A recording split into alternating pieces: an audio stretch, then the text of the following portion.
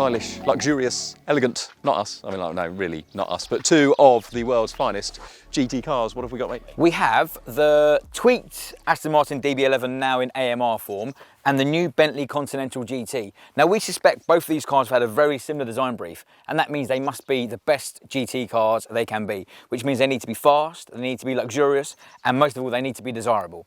So we're going to spend a bit of time in both of them and find out which we prefer. Now, if you like this sort of thing, don't forget to like, subscribe, and if you turn on notifications, you will never miss a thing. And so we'll start our road test inside the Bentley. I'm quite a big fan of this car. Yes. Generally. Yes. So tell me about it. Well, the first thing you need to know, Matt, is that I've got a really bad back, and this has not aggravated my back one bit. In fact, so the comfort's good. Quite pleasing, and the comfort is outstanding, actually. Yeah, the comfort is outstanding. It's a very easy thing to drive. Yeah. Seating position is brilliant. Everything's in a straight line. If I was in a Lamborghini, I'd be all skewed off and I'd hurt my back. But you wouldn't be able to get out. I wouldn't be able to get out, no. Yeah. So everything's in a straight line. My legs are straight, my hands are straight, my head is straight. And it's a very, very nice place to be. Engine-wise, we've got the 6-litre W12, 626 horsepower and 664 pounds-foot of torque. I don't know if you can hear it, but it's got this weird kind of ticky noise. Can you hear that? I can. I don't know, that doesn't sound... It's fun, isn't it? It's not an induction noise, No. and it's not an exhaust noise, and it's not a tappet noise. No, fuel injectory, I don't know, it's weird, it must be injectors. But it's got plenty of shove. I don't know if you can hear the noise. I mean, it's got plenty of shove. It's got plenty of shove. And it is funny that it's a massively, massively complicated engine, because it's got port injection for low speed, low revs, town stuff, and then it's got cylinder deactivation, so it'll run on 6 cylinders. And it's got direct injection for higher power bigger throttle openings. Big throttle openings, and then so the melding of the two. It's just, I mean, the whole thing is a complex car, isn't it? So it's dual clutch transmission. Dual clutch transmission, yep. 4-wheel drive. 4-wheel rear drive. biased. Yep. Limited slip. Yep. And Bentley are quite shouty that it's quite a mobile chassis. Oh, okay. And you can put, I don't think they say quite 100% of the power to the rear, but... Oh, you're right. But yeah. They do say it can go up to like 90 odd, isn't exactly, it? Yeah. And it's a great GT car. So I got in it this morning with a full tank and it was saying 515 miles. If you're going to sell me a GT car, I don't want to have to stop off for 300 miles to get fuel. No. And even people go, oh, you will never do that much in one hit. I will. I mean, I will, but also, absolutely, even if you're not doing it in one hit, the fact that you only have to go to the fuel station once a week rather than once every 3 days is quite a big difference. And I think, doesn't it? I hate flying, and if I was an exec, the kind of guy that maybe would drive this car, I would take this thing on the shorter plane journeys, and that sounds ridiculous, but if I was going up to Edinburgh and back, I would absolutely drive rather than take the train. If I was going to Munich, Frankfurt, I would absolutely drive rather than take the train, and 515 miles could definitely get to Frankfurt on one tank of fuel, which would make a massive difference to my journey. So that's a big GT plus to me. What do you think of the interior? I think it's absolutely beautiful. I think it's lovely, mate. I think it's really nice. It's I've had a look around the factory and I've seen where they stitch the wheels together, and it's beautifully done. And we'll come to the Aston on that in a minute. But you know the stitching on the steering wheel? So they've got a steering wheel. Well, they've got a stitching department. Right? And when they come to the steering wheel, the people who do it, they bring in a fork from home. Wow. And they prick round the edge of the rim so that you go like that, and then you move on to that one, do that. You move on to that one, and do that. So depending on the fork that they've brought in, that dictates how far apart the stitches are. So basically, if they bring a different fork, it has different stitching. It's a proper luxury car, isn't it? And they're, I mean, when you talk to some Bentley people and you talk about luxury and you mention Mercedes, they go, I mean, this is a different class, isn't it? And but because it's luxurious, because it has to do 200 miles an hour, because it has to be a GT car. It's heavy. Because it has to do too much. Yeah, what was it? 2245. It's a lot, isn't it? It's a lot. Yeah. It's Discovery weight. Well, it's Discovery quoted weight. I think actual Discoveries end up quite in our experience. No, very much so. But you're right. That's a lot of. I mean, it's incredibly capable. Given the girth. Absolutely. Just ask Nissan and their GTR. You know. Yeah. They stand by the fact that the heavier car leads to better dynamics. But really? Yeah, absolutely. Yeah. To be fair, a heavy body does give decent ride quality. It's got beautiful ride control. Yeah, absolutely. I mean, I just sat on the motorway and it was, one thing, the tyre noise, it's got loads of tyre roll on the motorway. But just in terms of its body control, It's really, really nice, actually. Yeah, it's when the cars weigh that much, they've got the tendency to run away with the springs, but this doesn't. Yeah, at that's all. right. Yeah, exactly. So you get the benefit, don't you, that it absorbs bumps because it's less easily deflected. Yeah, But you're right. You end up sometimes Yeah. with that thing. But I think we're in Bentley mode, aren't we? Yeah. Of the adaptive. That's their recommend. Yeah, so dampers. Bentley recommend. That's their recommended. Yes, setting, exactly. basically, which is quite cool. I mean, yeah, it is quite cool. You wonder why. That is a standard. I do wonder whether they bother with any others, Yeah, because exactly. the engineers know what's best. Yeah, definitely. Yeah, I don't know if I mentioned the steering. It's not particularly communicative, but it's nicely weighted, and it's nice and progressive as well. Yeah.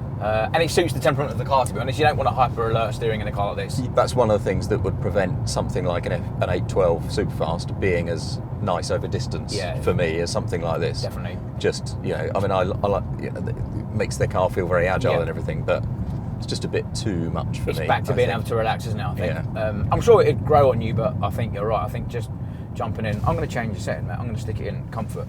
Okay. See if you can notice. Now, quite often, I find they do that a bit more. The whole car. Yeah. But also, on the moment you change, what they tend to do is that does make a big difference, doesn't it? Time, yeah, that is a big difference. The engineers set it up for an overshoot, don't they? So if you go into firm, now sport now, for a few seconds it goes rock hard, and then it gradually winds back, just so that you notice the difference. Okay, wow. Which is quite an interesting trick. You can feel the imperfections of the sport now, definitely. Yeah, you can, can't you? Yeah, definitely. You'd leave it in Bentley, wouldn't you? Yeah, I'd leave it in 98% of the time? Yeah. Unless you go on a track, and who would ever do that? I know, exactly. Ask me if I've taken one on track. Have you taken one on track? I have taken one on track. What's it like? It's actually alright, yeah. Actually, so have I. It was an early. Fine. Yeah, it was good. I did like it, and it's to be fair for me, it was at that sort of stage you go, oh, it does rotate. Yeah. But also where you go, how do you do this with 2.3 tons? Yeah. The Bentley is a terrific car then, so how will the Aston shape up against it? So Matt, tell me. Yes. About this Welcome lovely to Aston. my abode. I like this car. Yeah. I'm not mad on the square steering wheel, but it's suede covered. Noisier to you, does it feel, than the Bentley? It doesn't actually. Do you think? Feels more. It feels firmer. It did. I mean, it feels firmer, and I'm in the softest of the damper settings. That's interesting. And that's where I'd leave it. Yeah. I'm in GT mode on the. These buttons could be a little bit nicer, couldn't they? When you come out of the Bentley and it's got those organ stops, and it's got the wood everywhere, and it's got the leather, and it's got the aluminium. Yeah. This for me feels a bit more. When I say mass market, I don't mean that in a bad way, because actually cars that are mass produced are actually really well screwed together, better than most luxury cars, I would think. But there is it's a little bit more ordinary, because there's more visible plastic. I feel like I've come 2 grades down from a car. Oh, really? But I don't know what would make the Bentley not feel like that, to be honest. Because it's such a beautiful thing. Yeah. I feel in terms of just how it looks. Yeah. Like say, like a much more mainstream car. Yeah. It's not to say there's anything wrong with it. It's lovely. No. It is, and it's just. I don't even feel that the way it just goes through that corner and stuff like that. It's really well controlled, isn't it? And you're right, firmer. Yeah. But is this the carbon? Is this a monocoque chassis in this thing? What is it? Is it a carbon? It's an aluminium monocoque. Is it? Okay, mostly. right. I like it. Does it feel narrower to you than the Definitely, Bentley? yeah. But interestingly, we haven't touched elbows yet. We haven't touched elbows in the back. No. And these seats are really comfy. I didn't think they were going to be. They actually fit the contour of my back. Yeah, same perfectly. And they're narrower than the Bentley's, no question.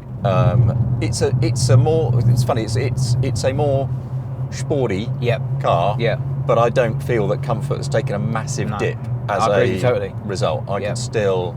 Yeah.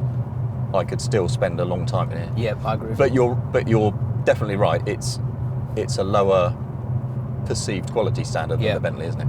So these dials here, which is a digital display, which is fine. I like a digital display, but there are colours on there.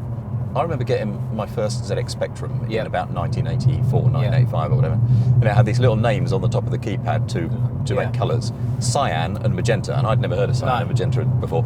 This blue, that's all Spectrum cyan, that, isn't it? And it just. Can I show the viewers my retro calculator watch, which isn't too far off the front of from the 80s. And it's just not quite as luxurious, is it? And I think. I agree.